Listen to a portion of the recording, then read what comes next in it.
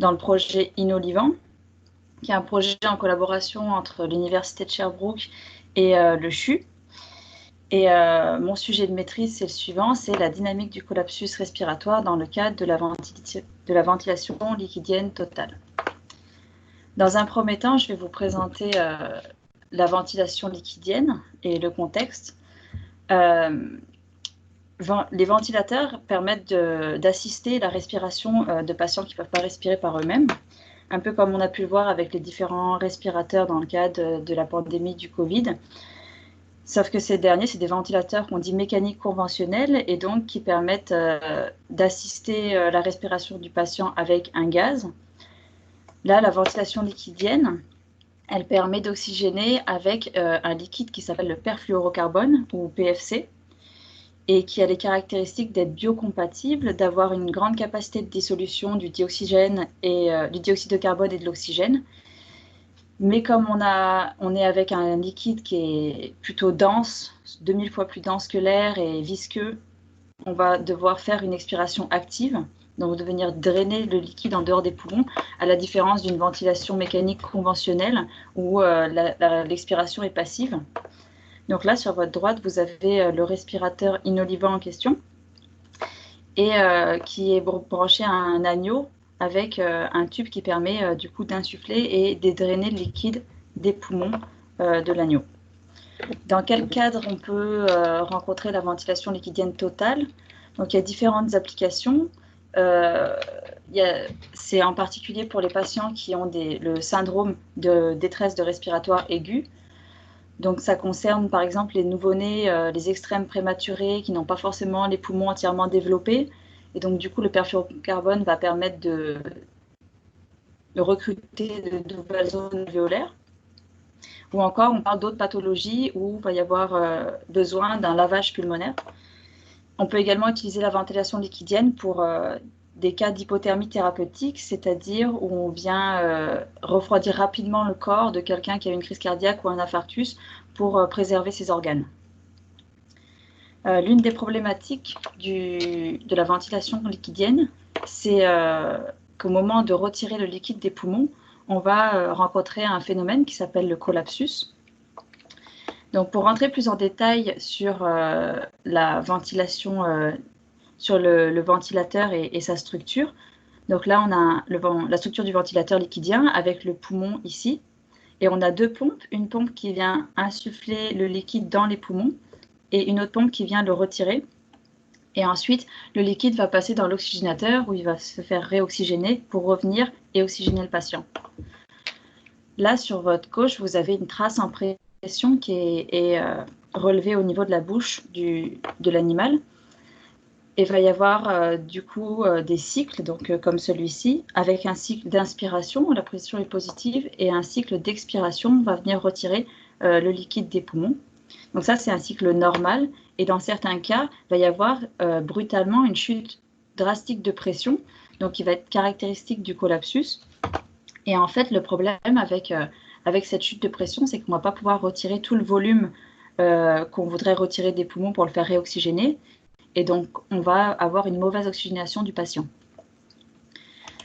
Cette problématique, elle a été pas mal étudiée ces dernières années, en particulier par Raymond Robert, qui a généralisé un modèle pulmonaire pour pouvoir identifier une zone instable et une zone stable, donc la zone instable où le collapsus apparaît. Elles ont été identifiées grâce à deux paramètres. Donc là, on va avoir en ordonnée le débit expiratoire et en abscisse la pression alvéolaire. Et on s'aperçoit que si on reste à un même débit expiratoire, vu que la pression alvéolaire diminue puisqu'on est en train de vider les poumons, on va se retrouver dans la zone instable. C'est pour ça que pour optimiser l'expiration tout en restant dans la zone stable, Raymond Robert a utilisé un profil expiratoire sous forme exponentielle. Mais le problème, c'est que là, on parle de système physiologique, donc d'un individu à l'autre, ça peut vraiment changer. Donc, on va quand même avoir des collapsus de temps en temps. Et pour les éviter, on va utiliser un terme qui est la pression limite, qui est ajustable par le clinicien. Et quand l'algorithme va détecter cette pression limite de moins 60 cm d'eau, par exemple, on va arrêter l'expiration et passer au cycle suivant. Julien Mousseau, il a repris les travaux sur le collapsus en 2015 et il a fait des tests sur un broutard de 23 kg. Au lieu d'arrêter le cycle en cours, on va diviser par 2 le débit, ce qui va nous permettre de revenir rapidement dans la zone stable et de continuer à retirer du liquide tout en étant dans une zone stable. Si on rentre plus en détail sur le phénomène du collapsus, des études ont été faites et ont localisé ce phénomène au niveau de la trachée. En fait, c'est le drainage du liquide qui va créer une dépression dans la trachée et qui va déformer les parois de la trachée qui sont flexibles. Donc, comme on le voit sur le schéma ici, plus la pression est importante, plus la trachée se déforme. Et pour pouvoir caractériser ce phénomène, on va utiliser un terme qui est la pression transmurale et qui définit la différence entre la pression à l'intérieur de la trachée et la pression à l'extérieur. Et plus ce terme est important, plus la trachée va s'écraser. C'est un phénomène qui est pas mal étudié dans la littérature parce qu'il est très présent en biologie, donc que ce soit dans les veines ou dans l'urètre ou même dans la trachée avec de l'air. Et du coup, on va avoir ce type de loi qui s'appelle loi des tubes, là, qui a été réalisée par Shapiro, où on va voir la pression transmurale en fonction de l'air de la section du tube. Et plus la pression transmurale est faible, plus le tube s'écrase sur lui-même. Donc on voit déjà que cette loi de tube, elle est très non linéaire, mais en plus on voit qu'il y a un palier. Donc ici, pour de faibles différences de pression, on va avoir une forte déformation du tube. Il y a différents modèles qui ont été établis dans la littérature pour les tubes flexibles. Donc, dans un premier temps, il y a Hayat qui a fait un modèle analytique permettant de déterminer la limitation du débit dans la trachée avec de l'air. Conrad et Katz, ils ont réalisé des modèles type masse-ressort qui permettent d'étudier la perte de charge induite par la tubulure quand elle se déforme à cause d'un écoulement. Scroggs, lui, il a réalisé un modèle numérique en 3D qu'on va appeler fluide structure. Ça veut dire qu'on va étudier l'influence du fluide sur la structure et inversement l'influence de la structure sur le fluide. Et finalement, il y a Bagnoli qui a réalisé un modèle d'éléments finis en 3D d'une trachée. Lui, par contre, il a uniquement étudié l'influence du fluide sur la structure. Donc, il a modélisé la pression du fluide et il l'a appliqué à la structure. Et il a observé la déformation de la trachée. Tous ces modèles, ils ont principalement été étudiés avec des régimes stationnaires. On a peu d'informations sur les régimes instationnaires, mais on a cependant un critère qui nous permet de définir le moment où l'instabilité elle se déclenche. On va appeler ça le choked flow ou un écoulement choqué. C'est à peu près analogue à un écoulement supersonique. C'est le moment où la vitesse du fluide à l'intérieur du tube, elle va dépasser la vitesse de propagation des ondes dans ce tube. Donc, comme on le sait, la vitesse de propagation des ondes dans de l'eau, ça va être 1400 mètres par seconde. Mais là, en particulier, dans ce système, fluide structure, on va avoir une vitesse qui est relativement plus faible et qui va être définie par cette formule. Et on remarque à la fois qu'il y a un terme qui va dépendre uniquement de la structure, donc ce terme en vert, qui est défini comme l'élasticité locale, et un terme qui va dépendre du fluide, donc la densité du fluide. Ce qui met en évidence la partie fluide structure de la vitesse critique. Donc là, par exemple, vous avez un graphique réalisé par Brouwer. Donc là, il a réalisé une loi des tubes, comme on l'a vu avec Shapiro. Et grâce à cette loi des tubes, ça lui a permis de connaître ce terme, le terme d'élasticité locale, et donc ensuite d'en déduire la vitesse critique en fonction de l'air du tube. Et on remarque que pour certaines valeurs d'air du tube, on va avoir une vitesse de 0,2 mètres par seconde. Donc on est très loin du 1400 mètres par seconde dans un espace infini dans de l'eau. Afin d'étudier les tubes flexibles, il y a une bande test qui est assez connue, qui est le résisteur de Stirling, et qui est constitué d'un réservoir en amont, de 2 vannes en amont et en aval qui sont gérées manuellement ou de manière automatique, et qui permettent de contrôler les pressions en amont et en aval du tube. Et on va avoir du coup le tube qu'on étudie, le tube flexible, qui est dans une chambre pressurisée. On veut pouvoir contrôler la pression extérieure parce que, comme on l'a montré, la pression transmurale dépend de la différence entre la pression intérieure et la pression extérieure du tube. Et donc, grâce à ce modèle, on va pouvoir gérer à la fois les pressions en entrée, en sortie, le débit, la pression extérieure et observer la déformation. Dans le cadre de mon projet, j'ai fait les hypothèses suivantes, que le collapsus apparaissait dans la trachée et que le déclenchement de ce dernier, c'était suite au choke flow. L'objectif principal de ma maîtrise, ça a été d'améliorer les connaissances sur le phénomène du collapsus et sa dynamique. Donc pour cela, j'ai réalisé un band test qui m'a permis d'observer l'évolution du collapsus au cours du temps et également un modèle fluide structure sur 1.6 qui m'a permis de connaître les champs de pression et de vitesse dans le tube et finalement de pouvoir observer la résorption du tube à travers ces deux modèles. Donc, dans un premier temps, je vais vous présenter mon band test, donc ce dernier, qui est, du coup, à votre gauche, vous avez le respirateur inolivant avec une des pompes qui est reliée à un potentiomètre linéaire. Ce potentiomètre, il permet de contrôler la pompe en position. Après, on a deux capteurs en aval et en amont du tube qui permet de relever la pression. Là, on a notre tube en latex flexible. En amont, on a une vanne qui permet de gérer la résistance et donc la pression amont, ainsi qu'un réservoir d'eau qui est positionné sur une glissière qui permet de tendre plus ou moins le tube. Tous les capteurs sont reliés à une station d'acquisition en temps réel, le SpeedGoat, et les algorithmes sont réalisés sur MATLAB Simulink. Le band test nous a permis d'avoir des résultats comme cela. Donc, j'ai pris une vidéo du collapsus pour voir la déformation de manière qualitative. Là, j'ai extrait des images au cours du temps. Et sur votre droite, il y a différentes traces de pression. La pression qui est en aval, donc ici, la pression en amont, donc en amont de l'écoulement ici, et la position du piston. Du coup, dans un premier temps, on peut voir une première partie où la pression diminue lentement, ce qui correspond au fait qu'on vide le réservoir. Et ensuite, on a comme un palier qu'on observe sur la pression amont, où la pression amont ne diminue plus, alors qu'il y a toujours un lien entre l'aval et l'amont du tube. Et finalement, on va voir la chute de pression qui va commencer à partir de 0,8 secondes quand il y a un contact entre les deux parties du tube. Et à partir de cela, on voit qu'on commence à vider la partie aval du tube et finalement à tirer sur la tubulure, d'où la chute drastique de pression. Alors évidemment, ce n'est pas ce qu'on veut en ventilation liquidienne parce que ça reviendrait à tirer sur les voies respiratoires. C'est pour ça qu'on arrête de drainer le liquide à ce moment-là.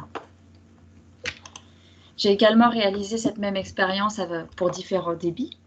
Donc on voit que pour un débit de 30 ml par seconde, il n'y a pas de collapsus qui apparaît. Mais à partir d'un débit de 40 ml par seconde et moins, on voit systématiquement le collapsus qui arrive de plus en plus tôt avec sa caractéristique de chute importante de pression. Afin de pouvoir connaître de manière plus précise le moment où se déclenche le collapsus, j'ai également étudié la vitesse critique de mon tube en fonction de l'air.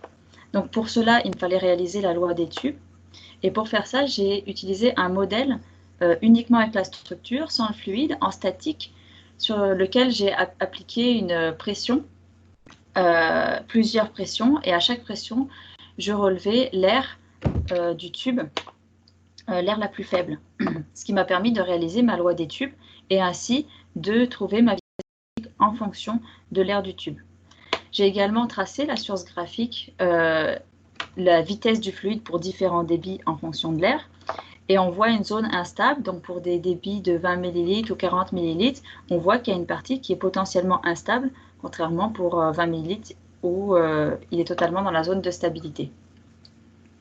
Afin de connaître de manière plus précise le champ de vitesse dans mon tube, j'ai réalisé un modèle de simulation numérique en régime transitoire sur un 6. C'est un petit peu particulier dans le sens où on va avoir un modèle spécifiquement pour le fluide qui va résoudre les équations du fluide, un modèle pour ma structure qui résout les équations mécaniques et un module entre les deux qui permet de transférer des données d'un modèle à l'autre, donc les données de force du fluide à la structure et les données de déplacement au fluide qui va modifier son écoulement, etc.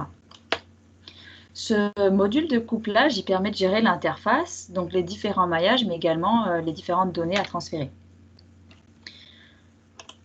Donc là, je vous présente mon modèle que j'ai réalisé avec la géométrie que j'ai implémentée dans mon modèle.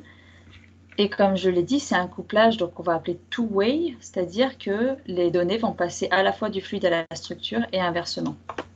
Et là, on va avoir donc mon modèle du fluide et ici le modèle de la structure. Les résultats que j'ai pu obtenir avec ce modèle sont les suivants. Là, j'ai essayé de comparer les résultats de mon modèle avec les résultats du banc de test en comparant qualitativement la déformation du tube. Et on peut voir une bonne corrélation entre les deux déformations. J'ai également pu observer la perte de charge induite par la tubulure au cours du temps. On peut voir une bonne corrélation entre les deux pertes de charge. Afin d'identifier le moment précis où le collapsus apparaît, j'ai réalisé une autre simulation avec un débit de 40 ml par seconde. Et à 0,35 secondes, on peut identifier un alpha à 0,47. Et quand on revient sur mon graphique, on voit qu'un alpha de 0,47 correspond à une vitesse critique de 0,2 mètres par seconde. Et quand je regarde le champ de vitesse à l'intérieur de mon tube, je vois une vitesse maximale à 0,19 mètres par seconde. On peut donc identifier ce moment comme le début du collapsus. Afin de tester la résorption du collapsus, j'ai testé cette stratégie sur mon banc d'essai in vitro.